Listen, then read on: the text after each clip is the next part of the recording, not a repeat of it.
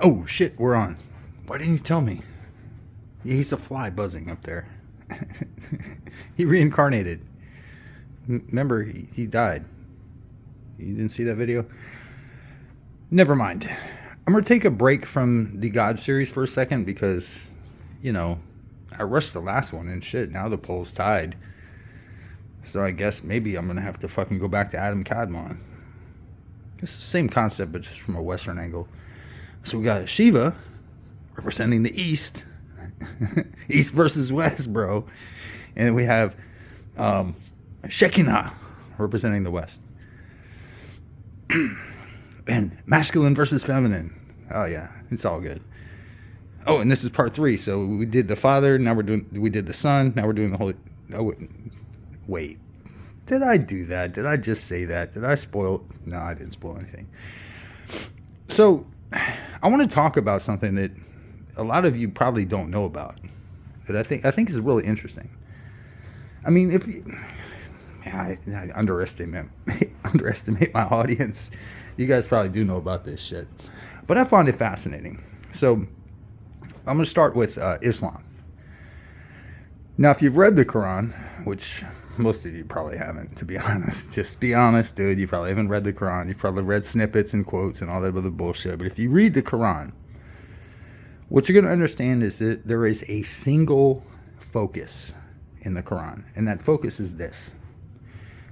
There is one God, and throughout history, that one God has used many prophets to share the same message, and that same message is Islam. So the first prophet was Adam, and then you go, to who was first, Noah or Abraham? I forget. I'm losing my fucking brain here. I think Noah was first. Abraham, Moses, etc., Joel, etc., Jesus, etc., and then Muhammad. And to every people is sent a prophet.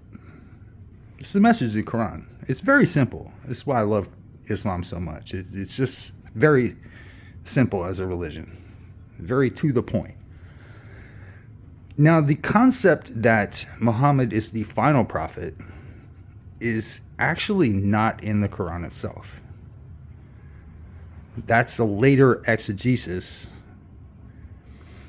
of many different things, most of which are hadith and sunnah, etc., which are not the Quran.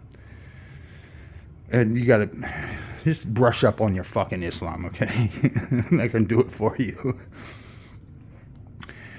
But the idea is what's called a logical extension. And a logical extension basically means that if the Quran itself, the message of the Quran is to every people is sent a prophet. And the world did not end with Muhammad. So why should that message end with Muhammad? Why should Muhammad be what is called in Islam the seal of the prophets, or the final prophet? Why should he be the final prophet? Now, this is where shit starts getting interesting. Because you have two gentlemen.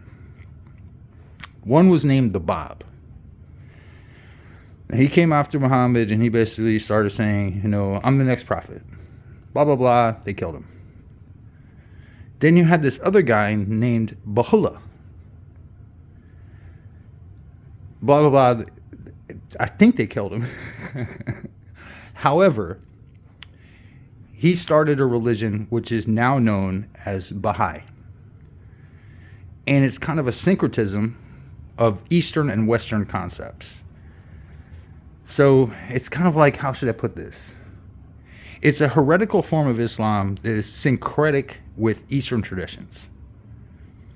Very interesting religion you hardly ever hear anything about, but guess what? They're big. This is a big religion worldwide. They have temples. They have massive fucking... They're not Scientology big. They're not Mormon big, money-wise. Or are they? So what this video is going to be, I'm going to chop it at 5 minutes. Look into this thing. You're going to find out that it's very fucking interesting. It's the religion you've never heard of. The Baha'i faith. And they're pretty cool. They're kind of like Mormons. They're really easy to get along with. Anywho, just food for thought while you keep voting.